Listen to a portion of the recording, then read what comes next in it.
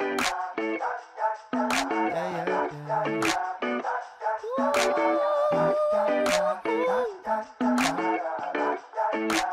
You know that I feel good. Doing things I never thought I could. Smiling Here in the we mirror. go. Happy Real Talk Day to you all. Welcome, welcome, everyone. Thank you all so much for joining us. We have such an extraordinary show planned for you guys today.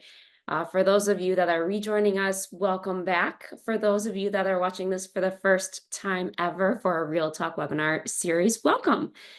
This show's main purpose is just to really talk about and address the real issues and the challenges that we're facing here in both the real estate and the lending industries, and what top professionals all over the country are actually doing and implementing in their business to position themselves for success through what is honestly a forever changing and evolving world and landscape that we're facing here together. It's our outpouring of love to you all to better equip each one of us with success strategies to elevate our industry, our profession, and ultimately to, without a doubt, better serve our clients. So I'm so excited that you all are joining us. Thank you so much for being here.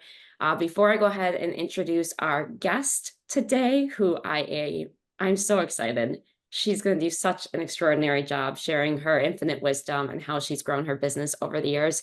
A couple of quick housekeeping things. If you're going to spend the next 60 minutes with us, please be present. Invest in your own success by being here, minimizing some other windows, really truly taking notes, learning from our guest speaker, and be engaged. Use the chat function for aha moments or key takeaways or what you just heard and what resonated with you, or even questions that you have. We'll bring them in throughout the entire show if you're asking questions in the chat.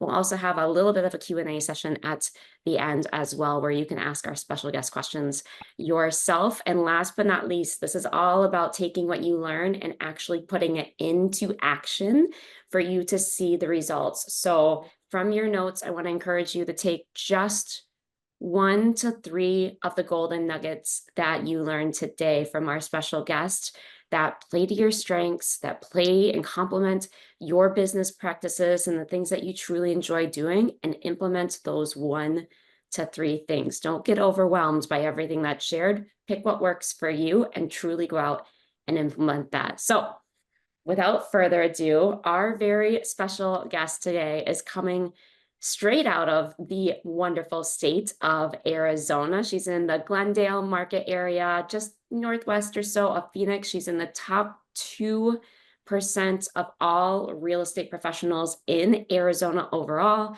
She's our #1 affiliate in the state of Arizona as well here at Homes for Heroes. Last year alone, we all know the challenging market that 2023 was.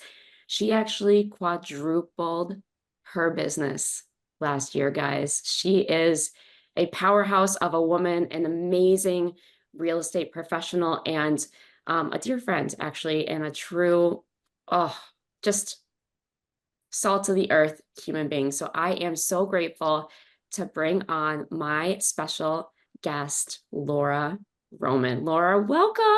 So glad to have you here. How are you? I am doing well. It's afternoon here, but it's morning there for you.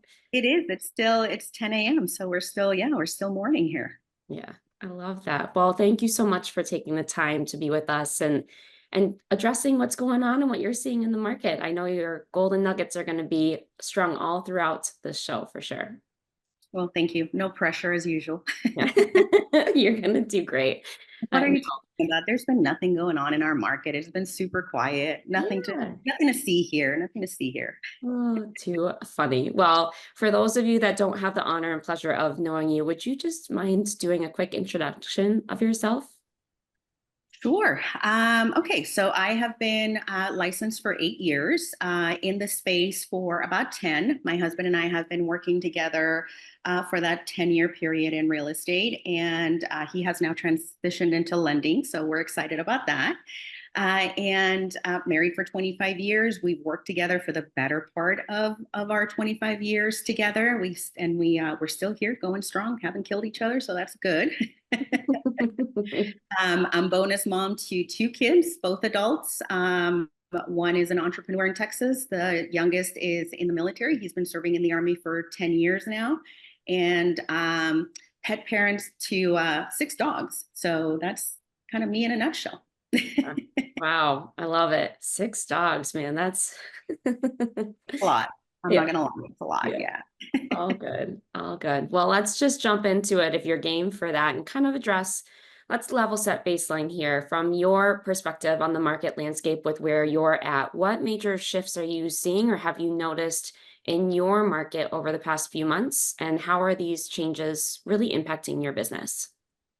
Yeah, so it's interesting because Arizona has always been kind of ahead of the curve in so many things, especially when it comes to the buyer broker agreement. We've had it in place for a number of years. So, for us in Arizona, it's nothing new. The changes were actually implemented effective August 1st, rather than August 17th. But the biggest thing that I've noticed is, first of all, it's been business as usual for me. I haven't seen any changes, any decreases in activity. Quite honestly, on the contrary, it's been a super busy summer. But the biggest thing that I'm noticing is just the fear in the market, right? Every Facebook group, any real estate platform out there that is, social platform, you have so many agents who are just losing their mind. I feel bad because it's just they're operating from a place of fear. And I know that, there's a lot of uncertainty right now. We have no idea how this is actually going to move forward because there's more questions than answers at this point. But I think we need to just let the dust settle a little bit and just shift, reshift our focus, reshift our approach, and then just think outside the box. I was actually pulling some stats because that's one of the things that I kind of like doing. I'm kind of a data nerd. But as far as like active listings over the past 30 days in July, we had an uptick of 56.4%. So we had an increase in listings, active listings. We had a 4.8 increase in sold listings. Our months of supply is actually up by 2.6%. And so we're noticing a trend up. Now, days on market are a little bit longer, and I kind of attribute that to the fact that we're kind of in an interest rate war because we know what the market rate is, right? And everybody's afraid of that big number. And then we have all the builders who are literally trying to outbid themselves. Like one builder will send an email at 2.99% with a 3-1 buy down, and the other one is a 3.9 fixed for 30 years. So we're getting like just inundated with all of these emails. So it's currently it's like I said, it's the war of the interest rates here, at least here in our market. But it's going to be a little bit hard for resale properties to compete against new construction with all of the incentives and especially the lower interest rates. So I think that's what's really contributing to the longer days on market. But we'll see. We're supposed to get a rate cut in September, so hopefully that will provide a little bit of relief for the resale market, and we can kind of move those numbers actually down. Yeah, days on market down for sure, but I'm happy to hear that you're seeing activity levels trending up. That's really exciting to hear because it's been a while since we've heard that for sure. Right. Yeah. And fellow data nerd as well, you throw out as many numbers as you want to here on this show. I love that. And so important for you guys to know your own local market statistics to better educate your clients as well. I'm sure we'll get into that a little bit later in the show.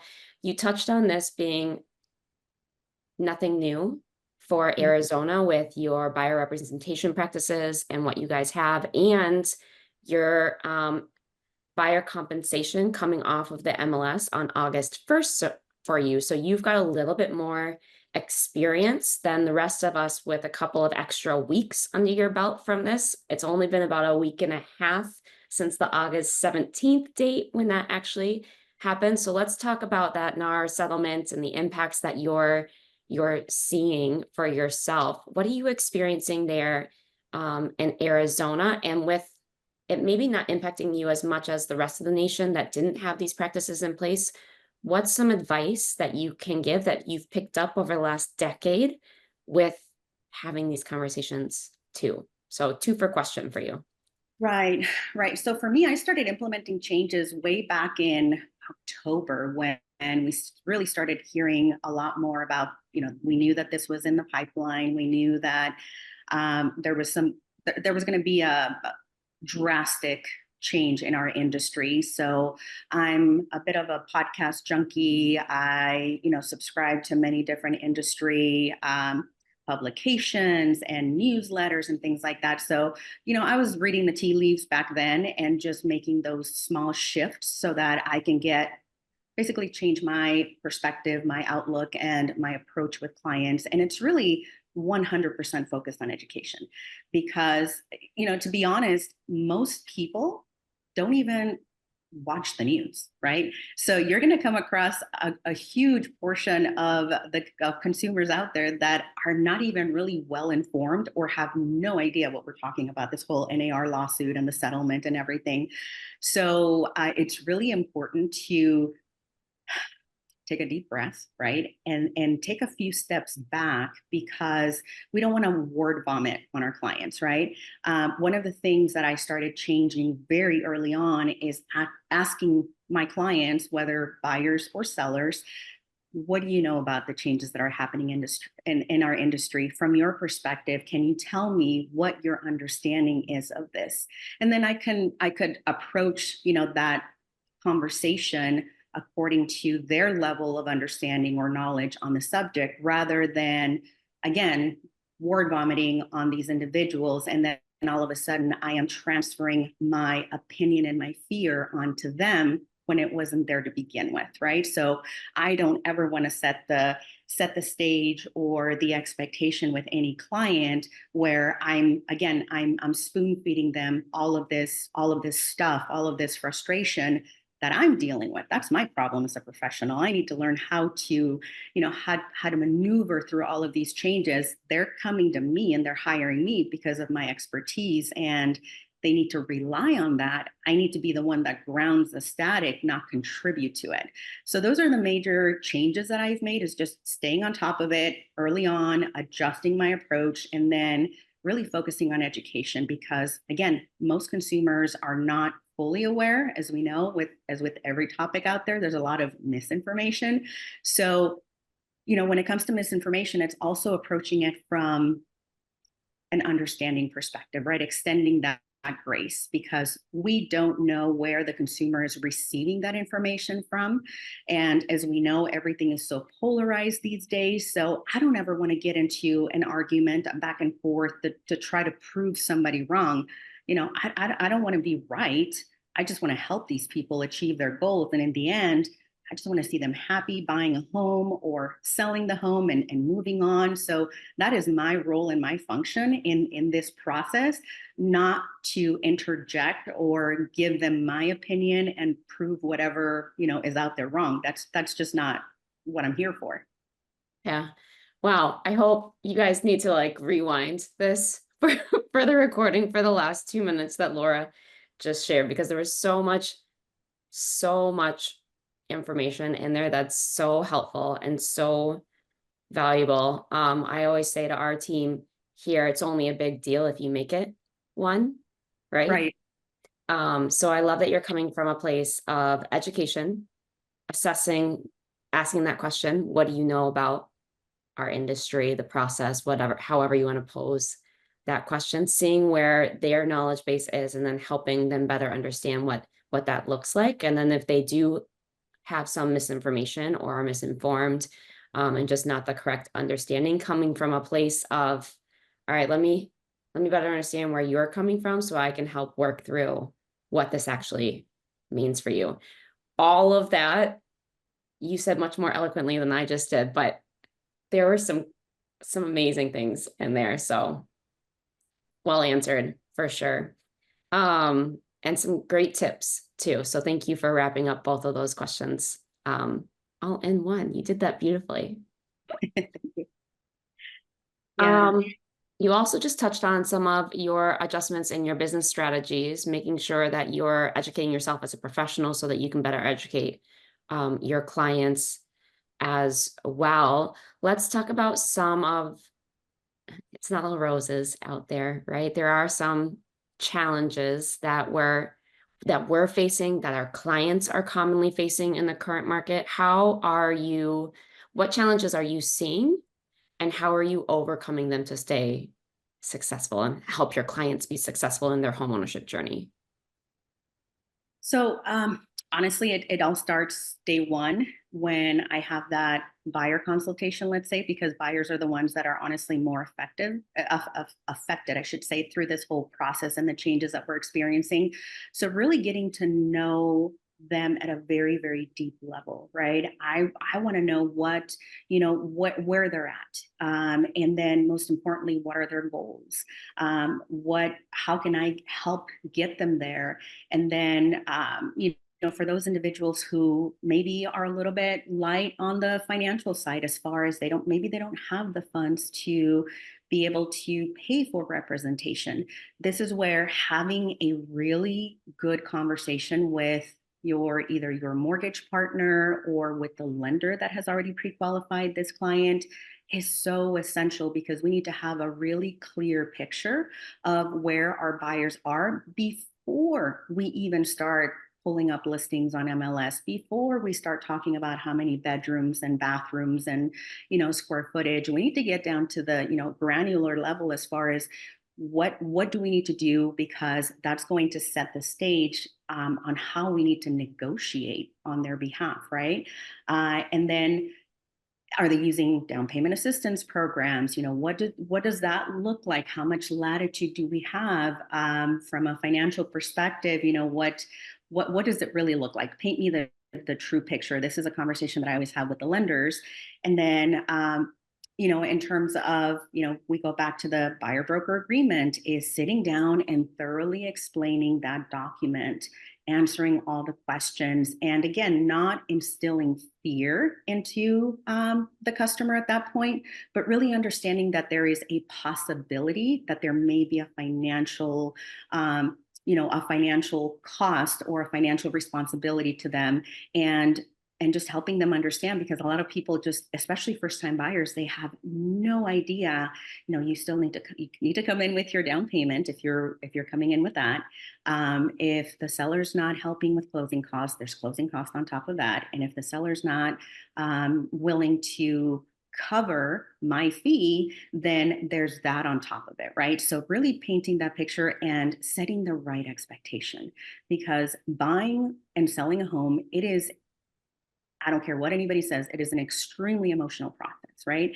And it's going to reveal what is already there. So, for instance, if you're working with a couple and they're not on solid ground, a lot of those things are going to bubble up through the process. And if you're not able to, ground them and explain things to them to a point where it makes sense, and they walk out of that appointment with that, clarity that that you've answered all their questions from a financial perspective, they know exactly where that you stand, you're setting them up for failure, and you're setting yourself up for frustration. And it is going to be a horrible experience for everybody all the way around. So, first conversation is really key, setting the right expectation. And of course, we've all been through this in our industry, where we meet with maybe a less experienced buyer in this case, where they're watching certain shows or certain channels, and they've built up this story of what they want, or they have a Pinterest board, right? But then our pre-qualification and our budget doesn't necessarily align with those expectations. So how do you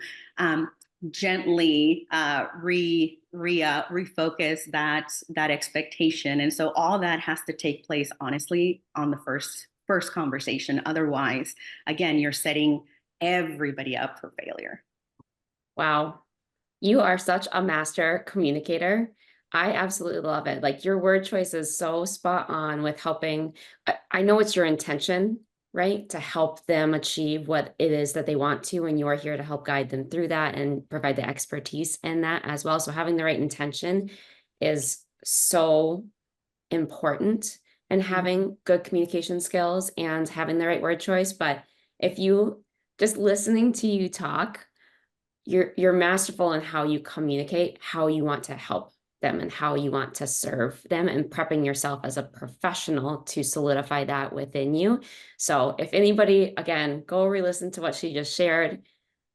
Spectacular. I'd love to get into the weeds a little bit with you on some of those things that you mentioned. A couple of the things that I heard were have a really good relationship with a mortgage professional partner, or an open dialogue with whomever is representing them on that side of the deal. So I do want to get into good partnerships together, because it takes both of you, especially for our buyers specifically, to get the deal done and working hand in hand together. And then I also want to get into your best practices. What does this actually look like in the field for you for asking these questions, having these conversations, if you have key core questions and all that kind of stuff. So let's start with the partnership component of it, having a really strong lender partner and having these conversations with them. How are you finding good mortgage professional partners? And if you're working with somebody new, how are you opening up that dialogue together to ensure that you're helping your clients achieve their goals together? Yeah, so I am pretty straightforward. And I mean, I've been blessed to have worked with some great people in the past. Things haven't worked out, so those relationships tend to change. So just like with my clients on the first appointment, I'm very clear and straightforward with anybody who's approaching me on the mortgage side. So for me, communication is very important, right? I need to know. I don't expect you to drop everything you're doing and give me an update the minute that I text you or email you, but within a reasonable amount of time, right? If I start getting maybe not so great feedback from the people that I'm either you're helping or we're working together on a project, then we're going to have to sit down and have a conversation about that, because this affects both of us, right? And then honestly, I'm looking for problem solvers, for people who think outside the box, for people who are going to focus on getting people to a yes, not fitting them in some sort of whatever box or whatever boxes they need to check off to meet that lender's requirement. So if there's a way that we can get this family or this buyer, this individual pre-qualified, then please tell me. When you tell me no, please tell me that you've left no stone unturned. Please, let's have a strategy conversation or meeting. Maybe between the both of us, we can put our heads together and be a little bit more strategic, or again, think outside the box. And I have an agreement with all of the mortgage professionals that I work with that sometimes their company, their bank, whoever it is, may not be the best fit, right? Maybe they're a little more traditional, a little more vanilla, right? And that's okay. So if there's another individual or another company who can actually help them and help us get this client to the finish line, then we're going to do that, because we're here to do what's best for the client, not what's best for us.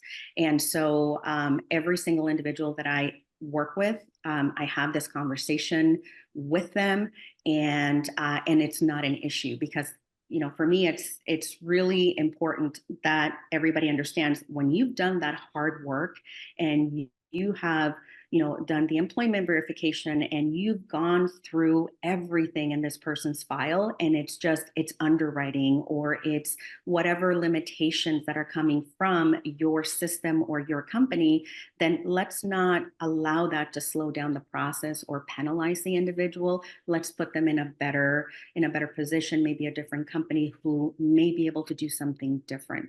Perhaps their underwriting guidelines are a little bit more flexible. Maybe they have access to more grants than you do.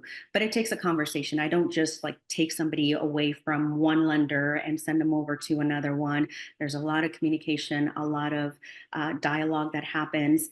And then as clear as I am not a demanding person, right? So we all have lives. We all have to maintain that work-life balance. So if you are not able to go with me to an event or whatever, just tell me, give me a heads up, but just have that courtesy and that professionalism to, to just handle everything with that level of care and consideration that I would do for you.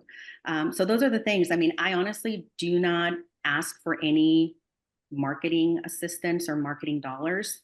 All of the lenders that I work with, they always have the option if they'd like to co-sponsor, but it is never an expectation with me. I love that. Super smart. And build strong partnerships and rapport with them by having that open dialogue and communication. Right. Well done. Practice wise, right? And serving your clients.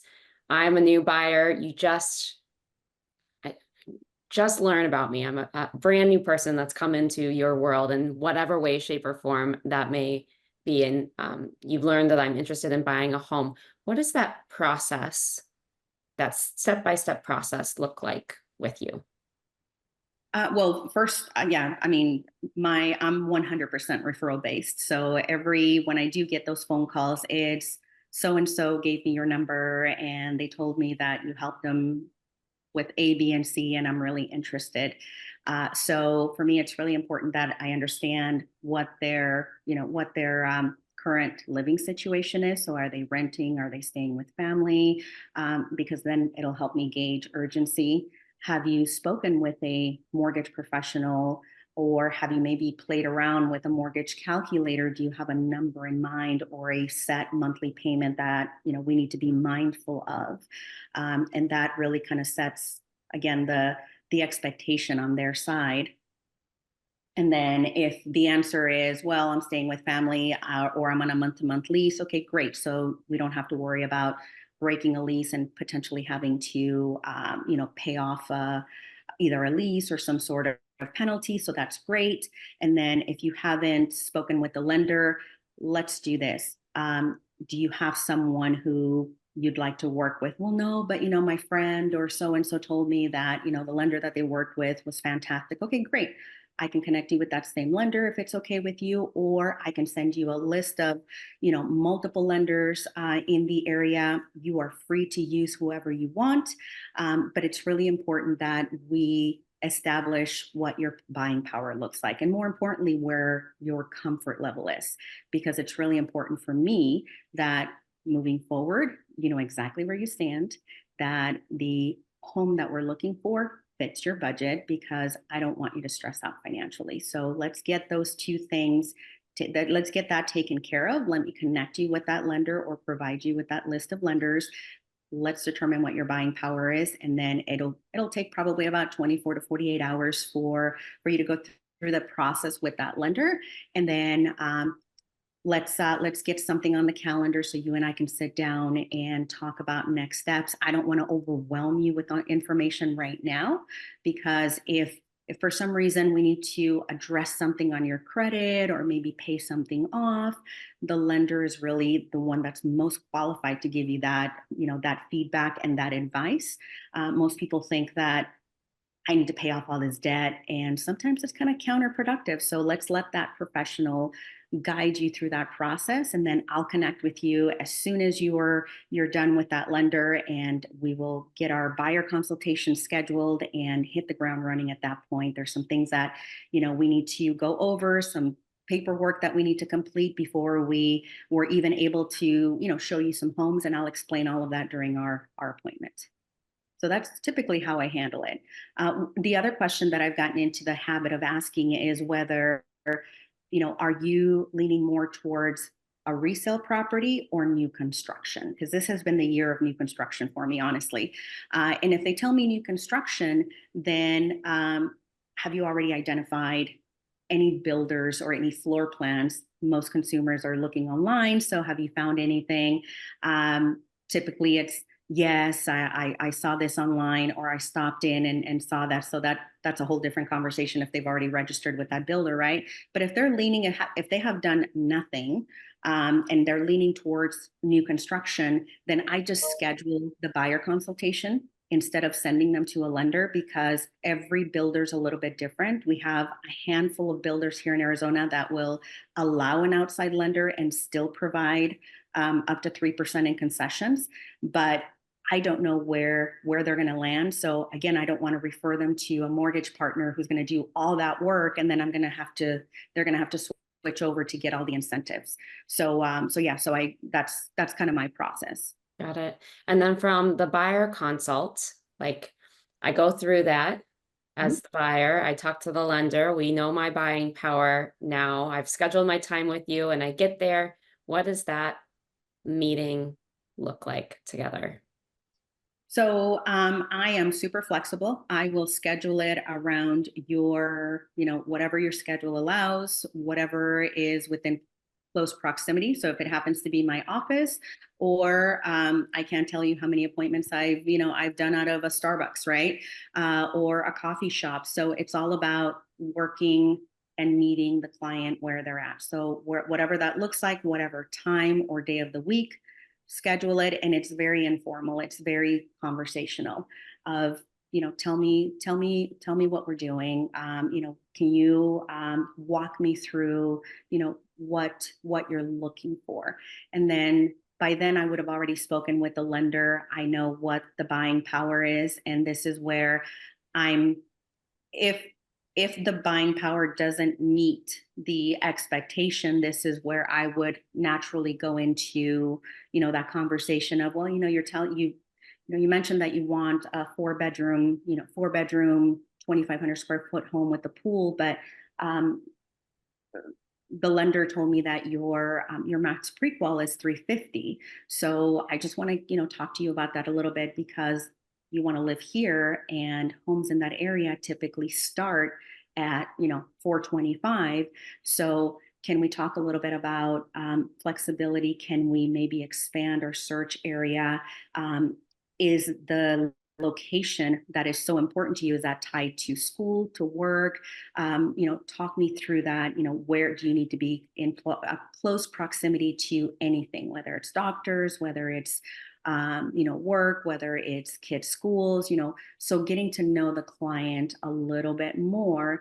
And then, so it doesn't come across like I'm telling someone, well, no, you can't afford to buy there. It's like, no, that's not what they're coming to me for, right? It's like they're coming to me to give them that hope, that solution. So let's work on this together. So typically that's the way that conversation goes. We'll expand, we'll look at other areas. Okay, are you okay with maybe having maybe a 7-minute longer commute to work or to the kids' school? And once we determine that, then I go into the buyer broker agreement. I have a copy of it. I have a folder with all of the contract documents, all of the addenda that somebody would normally sign. I have a booklet, so it's a buyer presentation. I think it's what it's called, a booklet that goes through like glossary terms, some things to consider about real estate, some additional forms. So I go through that folder, explain the buyer broker agreement. And again, just not from a place of fear. This is a new, Abby, this is a new rule that we have to comply with. Now, typically, you'll hear that most agents will want you to sign a 6 to 12 month agreement with them. I don't really see it that way. We just met. I don't know if we're going to be a good fit working together or not. So I'd like to at least give us that opportunity to get to know each other. So I'm okay with us doing a 30-day agreement, if that sounds fair to you. And if at any point I am not meeting your expectations, you're not happy with my level of service, response, whatever it is, all you have to do is just notify me, and this will go away. I am not going to hold you hostage or hold you, to that 30-day agreement. If I'm not the right fit, then I don't want to stand in your way of homeownership. Is that okay? I don't have any objections typically when I do that. And then in terms of, the compensation, this is my fee. However, it's stated on here because you could very well be responsible to pay that. So it is my goal and mission to negotiate that from the seller. But in the unlikely event or worst case scenario, this is what you would be looking at. So I want to be as transparent with you as possible. Again, I am not going to let this stand in the way of homeownership for you. So if we need to adjust that, at a future date, then understand that, that door is open and we can always have that conversation, because at the end of the day, it's really important that you achieve your dream of homeownership. It's not about, my compensation and how much money I make. So again, I don't have any pushback or any issues when it comes to having that signed. I will bring my laptop, and I can run a property search on MLS and start looking at some, just a handful of listings, just more than anything, watching out for nonverbal cues, getting feedback from that individual, and then leaving the appointment with, okay, I have everything I need to get you set up on a search based on the criteria that you gave me, everything that we discussed. What I ask is that as you're receiving those emails, that you give me some feedback, because as you give me feedback, I can start building that profile on the back end and deliver properties that truly fit your needs. Is that okay with you? Yeah, not a problem. Whatever's easiest. If you want to send me a text or an email, if you want to use an address or the MLS number, whatever's easiest, just send that feedback back to me. If you notice that you like white cabinets more than you do dark ones, or if you like a larger backyard, or whatever it is, there are only a handful of property attributes that I can't plug into MLS. But barring any of that, I can pretty much customize your home search to a lot of things that you like based on your feedback. So that's why it's really important that we keep that line of communication open. And then, by the way, what is your preferred method of communication? I know that you're a busy professional. Maybe you have a couple kids. I don't want to interrupt your day. So what works best for you? So just determining all of that, again, very informal, but focusing on, all the forms, making sure that they leave with a copy of it, and that we have that buyer broker agreement signed. Yeah. No, I love that. I mean, in a nutshell, what you just shared is kind of negotiations 101. And I one of the greatest things I think about, especially empowering people when you're coming scared, or it's a little bit of a change, or being different from you, and approaching these as negotiations themselves, is really changing your definition of what negotiating is. At the end of the day, if you're intrinsically motivated to help them achieve their long-term goals, negotiation is all about collaboration, right? And bringing people together to get to the end result. That's a win-win for everyone. The flip side of that, of negotiations, is you could be thinking short term, right? And short term negotiating is win-lose scenario.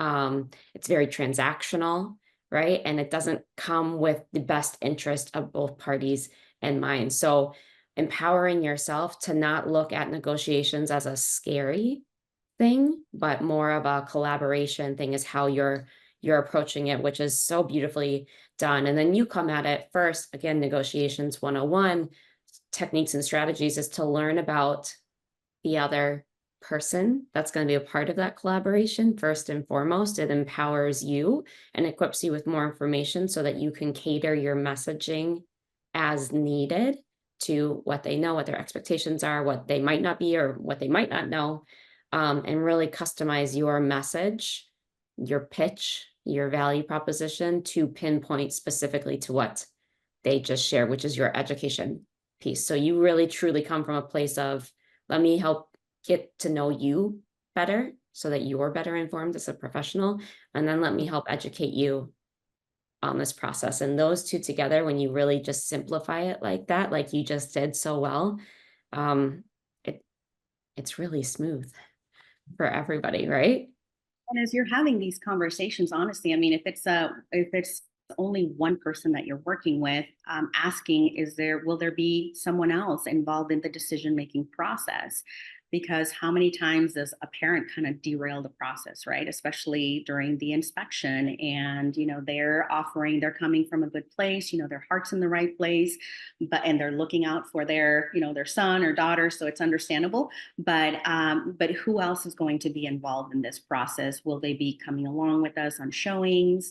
And then if it's a couple or somebody who's buying a home together, it's really looking at body language and how do they talk to each other? How do they interact?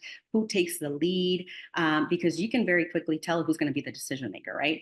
And how you need to address each party. There's so many different, cultural, social cues and differences that you can pick up on, but you have to, again, not be so formal in your approach, because you need to just have people feel comfortable and let that come out naturally. And you can just kind of watch it and take mental notes, so that in the future you're really communicating in a way that resonates with them. Yeah, I love that. And this might play really nicely to my next question for you, because it sounds like it's a component of it for you yourself. But let's talk about your competitive edge in a market that's ever evolving, right? Change is the only constant.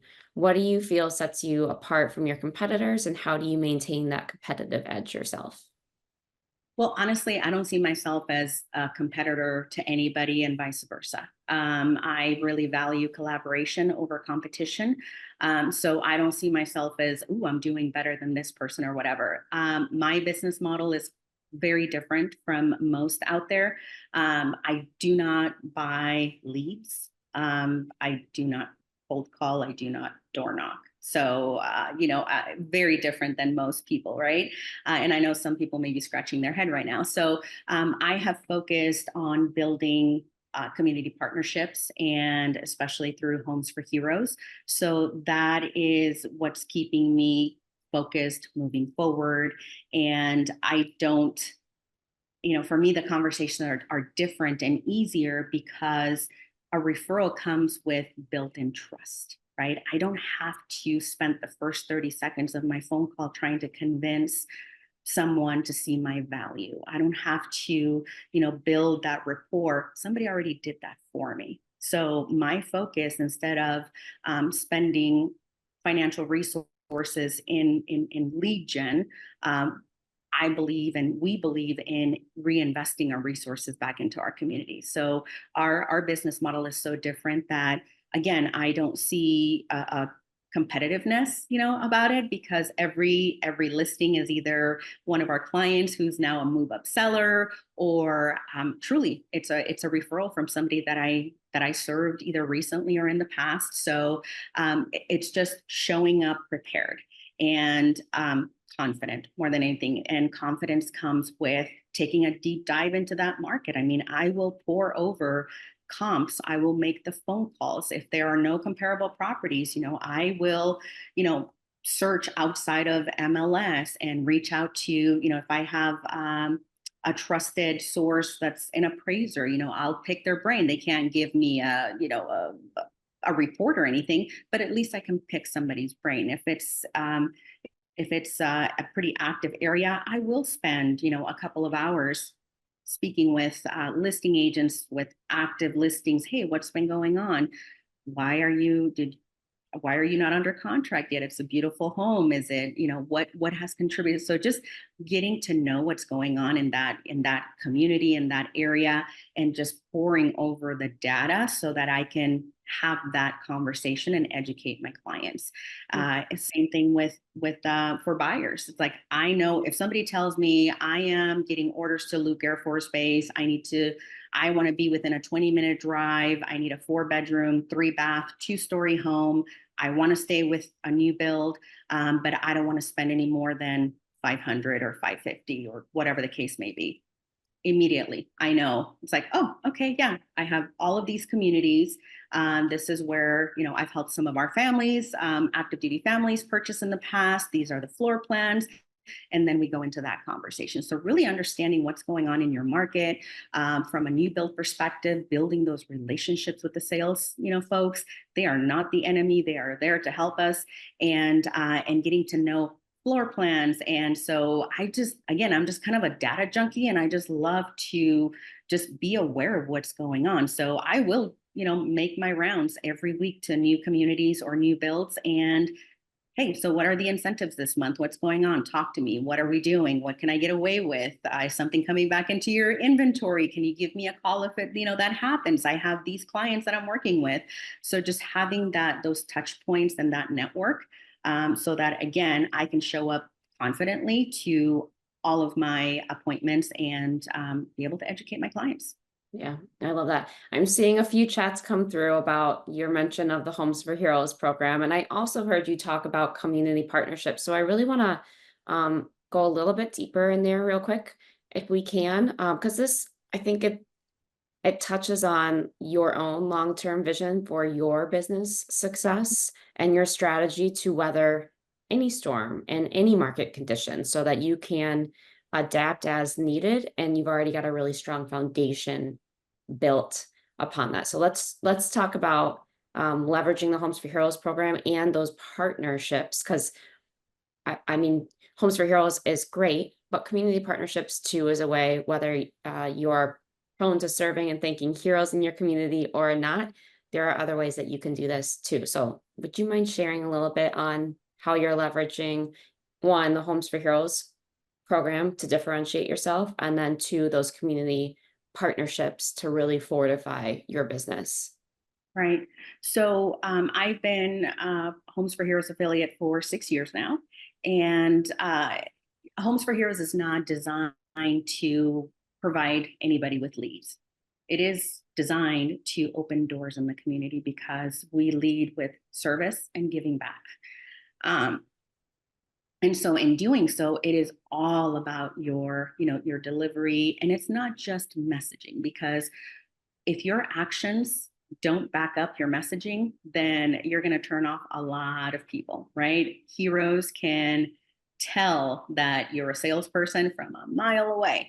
So for me, it was really important when we partnered with Homes for Heroes that we stood out in the sense that I never want to walk into anywhere for that matter, but I never want to walk into a school, a firehouse, or a police station and have somebody look at me and it's like, oh God, here she comes. She's going to try to sell somebody a house or talk about real estate or whatever. That is like my biggest fear, right? If I was to have a fear when it comes to this business. So Homes for Heroes has really empowered me to change that and to operate from just a place of service and gratitude and giving back. So it is a commitment. Not only is it a monthly membership commitment, but you have to be truly committed to dedicate the time needed to build these partnerships, because consistency, and I know that every coaching program, everyone out there will tell you this, consistency is key. And it is never a truer statement than with Homes for Heroes, right? You have to develop that consistency and showing up every single time if you are committing to building those community partnerships. So there's also that giving back component. I am extremely proud of the fact that we don't measure our impact by the number of closings or gross commissions. We measure our success by the impact and how much we give back to our local community, because we see firsthand, the change that we're making, the fact that we are providing more than just dollars to these families, right? That is now turning into home improvement projects, maybe a vacation or whatever, right? So there's a whole other component to that, but there is definitely a financial commitment to that. We give back 25% of our commission back to the hero and their family. For some people, that may be like, whoa, that's too much. But again, I go back to the fact that I would much rather invest my resources back into the community and make that very personal impact than give it to Zillow or whoever else to generate leads. So building the community relationships has been life-changing. 60% of the clients that I serve are military, right? A lot of them are active duty. So when somebody calls you from halfway across the world and says, hey, I got orders, my report to duty date is this and this, then you have to jump into action, and that this family needs to be taken care of. So the approach, your business model, everything about you has to change when you join Homes for Heroes, because it's 100% centered and focused on service, not on sales. So, I mean, if anybody wants to reach out and talk about Homes for Heroes, I'm more than happy. I could, spend a whole hour talking about it. I'm very passionate about it, obviously. But just because it has provided that growth, I mean, I've experienced at least a 25% growth year over year for the past 6 years. And it doesn't matter what kind of market we're in, right? Why? Because when I'm serving 60% of clients who are going to move no matter what, I mean, that's a great stabilizing force right there. We're also partnered with a large school district on the west side of Phoenix. Both partnerships require a huge amount of time commitment, resources, because I don't show up as Laura the realtor. I show up as Laura with Homes for Heroes. And how can I help? How can I support you? What do we have going on? How can I help, maybe fundraise? Or I've been invited to be a part of both boards. So it's getting deeper and deeper into that relationship. And for me, it's really important that I become part of the fabric of that organization and of that community. Because it's not until you get really deep down into the weeds that you truly understand how to serve them and what resources to even provide, right? Because I think we get into the bad habit of assuming that, oh yeah, I can help this person and I can provide this solution, or a one size fits all approach. But when you truly get to know the challenges and some of the things that these hero communities go through, I mean, it puts things into completely different perspective. And again, it helps with, the fact that you are there to serve. You're not there to sell anything. Selling becomes a byproduct of your efforts, but you're essentially building a community of your own and being welcomed into a group of people that you probably would never have access to. Oh, I love that. You also have some additional partnerships out there too. It complements the work that you do at Homes for Heroes, but you've worked really hard to get some really strong partnerships. I'm thinking some of the stuff that you've actually won awards for and gotten some really good personal context out of too. Do you mind sharing how you went about cultivating strong community partnerships like that? So it started, you're talking about the Sergeants Association? Yeah. All right. So this all started by joining the Chamber of Commerce, and that developed into joining the Military Affairs Committee, which is a very small subcommittee, and it is filled with people who are either veterans or are, military connected individuals, and their sole purpose is to support the veteran community. So that allowed me the opportunity to represent the chamber on base. As we know, getting onto a military installation can be very challenging and often very expensive, right? If you're going to go through the proper channels in marketing and putting up a banner or whatever, again, did not want to go that route. So by representing the Chamber of Commerce as sort of like an ambassador, and just welcoming new people that had just PCS'd to the base, handing them like information packets about the area and the fact that, the chamber is a great partner with the base, just getting to know them, welcoming all these individuals. And it's just a smile. Hey, how are you? Where are you coming from? Tell me about what you do. Very organic, very simple. Right next to our table was the Air Force Sergeants Association. And I just, as you can tell, I'm very shy. I can't talk to people. So I just took a couple of steps, went over, shook their hands, introduced myself. I said, hey, tell me about your organization. How can I help? How can I support you? Once I learned about their mission and what they stand for. And it's 100% about, improving the quality of life for our enlisted and veteran community. And it doesn't matter. It's not just the Air Force, it's across all branches, right? And being a military parent, that really resonated with me. So I knew immediately that I wanted to support this organization in some way, shape, or form. Now, back then, this was 4 years ago, I did not realize the impact and how this relationship was going to develop. But I got invited to their general membership meeting. And of course, I can't help myself with ideas and things like that. So I started contributing to the chapter, and eventually they asked me to be on the board, on the executive council, as the Family Matters trustee. And my initial answer was, no, I am not equipped for this. I'm just learning. I don't even have access to base and this and that. So I came up with this long list of reasons why not. Well, thankfully, they didn't listen to me, and they just appointed me as their family matters trustee. And, it's been an incredible journey with them, because I learn so much from everyone. What does it look like from, an active duty perspective, to be in your shoes? Tell me about it. What are some of the challenges? Tell me about a PCS move. So I've really learned so much from this community, and they've been so welcoming and wonderful. I've been nominated 3 years in a row as a family member of the year, won 3 years in a row at a division level, and then just recently I won at an international level. And that has opened the door to, thank you, that has opened the door to just expanding that reach and that network within the military community, especially at Luke Air Force Base. I was just recently invited to be part of the Honorary Commander Program, so I'll be starting that in October. So again, I'm not looking at this from a sales perspective. I'm looking at this as a way to deepen my understanding of the needs of the military community, and again, building those relationships, which I know eventually will lead to referrals. But that's not the main purpose, right?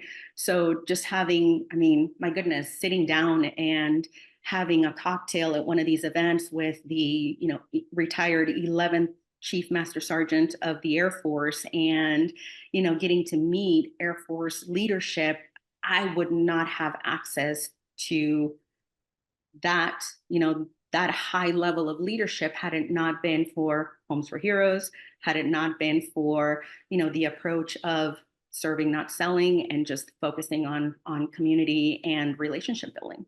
Yeah. Well, I love that. Thank you for answering. Again, I saw 3 or 4 questions come through the chat, and I know Vicki just shared some information about going to homesforheroes.com if you guys are interested in learning more. These are not here to sell us by any means, but Laura, you do such a beautiful job serving your community in this nature that it naturally came up. I know we're coming up on time for sure. I love your thought process between using your marketing dollars, right, to invest in your clients. You do that through the Homes for Heroes program so well, as opposed to spending that dollar amount on a lead platform where, who knows who you're getting and all of those things. So I think it's a wise investment for you. I'm a little biased in that, but a couple of quick questions just to kind of wrap this up.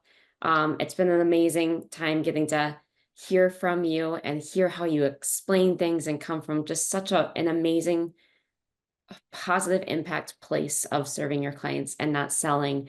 2 questions to wrap up. What advice would you give to other real estate professionals who are struggling to navigate these challenging times, and something that would help them achieve greater success?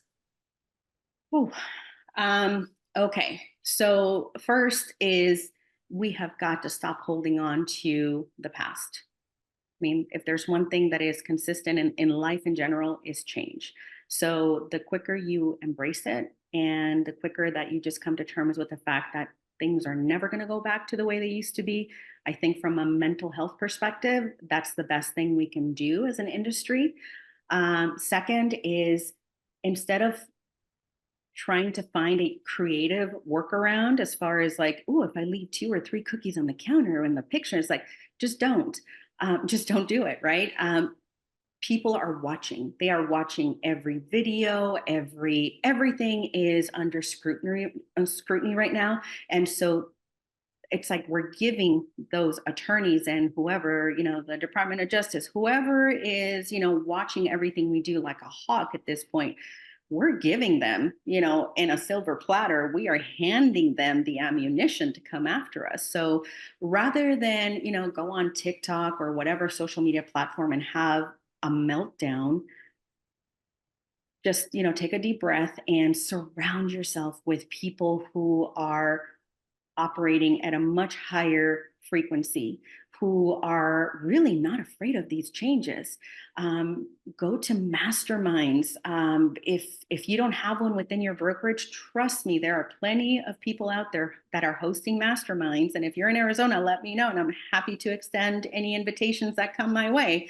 But just surrounding yourself with people who are in a positive, positive frame of mind, who are not intimidated or afraid of these changes, who are actively looking for actual solutions, not just creative, not a band-aid on a broken dam, but actual solutions. And then now more than ever, be nice to your lenders, because they are going to be your biggest advocate. They see the value in what we do. So, just be friendly. Stop having the meltdowns. I love a lot of people that are, on social media and everything, but my goodness, just, it as a professional, it doesn't look good. It just doesn't look good. So if you have to, have that meltdown, do it in private. Call your girlfriend, have margaritas, let it all out. It's okay. We all reach that breaking point, and we all reach that, that space where we just need to let it out. Learn how to generate your own business. Stop relying on leads or somebody spoon feeding you business. I actually have a list of things here. And find a good mentor or coach, and then double down on your efforts. Because look at historical data. When you see people running away from something, then it is the time to run towards it, right? It's like we have to be like the firefighters. Instead of running out of the burning building, we need to run into it, right? Proper gear and everything. But this is the time where you really get to rebuild or restructure, reframe your business in exactly the way that you want. So you have been given a lot more power than you realize. You're just too afraid to step into it. Wow. So many great pieces of advice. Oh, I love this. And yes, historically speaking, times of change are game changers for make it or break it for businesses. And I love that you said you have the opportunity to really shape shift and mold your business to become what it is that you want to be during this time right now. Last but not least, Laura, before you go, for people that have joined us now live or are watching the recording out there, what are your core key takeaways you want to make sure that they walk away from this hour-long time that they've spent with us? Well, first, things are not as bad as you think they are. I mean, honestly, the real estate industry has seen many changes and shifts over its history. So this is not the last time that things are going to change. And I guarantee that things are going to get worse before they get better. So if you need to step away for, a moment and kind of gather your thoughts and your, how you're going to keep moving forward, then do so. Allow yourself that time and that break to really reassess. Again, it's the perfect time to build the business that you want. You've been given that power and that ability. You just need to reshift your perspective. For those that have been in the industry for 5+ years, you have all the tools that you need to keep moving forward. Just stop leading with fear. And then most importantly, it's don't put yourself on the discount rack. People are willing to pay full price for things. We're the ones that are putting ourselves on the discount rack. It's not the consumer. It's not the media. It's not anybody. whatever happens in your business is because you're allowing it to happen, just like in your personal life. So take control of your business. You're the CEO of the business, so act accordingly, and then extend as much grace as possible to your, to your peers, especially to the consumers. Get to know them. Don't just assume that they can't afford something, because you'd be surprised. So yeah, I mean, those are the top things that I would personally, tell someone to focus on. It's just, we're going to continue going through some changes. I mean, there's going to be a whole other, I'm sure, wave of lawsuits coming up after this, because we're leaving ourselves open to so much more liability as a result. But if you focus on the negative, you will always find the negative, right? So just have that shift in perspective. I love that. So very well said. Laura, you have been amazing, inspiring as always. And I absolutely love your essence and your heart and your passion for helping your clients, serving your clients as best as you can. It's truly remarkable to see in our industry that's not necessarily filled with individuals like that. So thank you so much for your time and sharing. It's been this time has flown by. Flown by. Well, thank you, and to everyone. I have no idea how many people are on the Zoom, but thank you to everybody that joined us today. Like I said, things are going to get better. Yeah, without a doubt. Yes, they are. I love it. Well, thank you all for being here with us. Thank you again, Laura. We wish you all a wonderful and fantastic week. Make the most of it. And we will see you guys next month on another Real Talk episode. Talk to you later.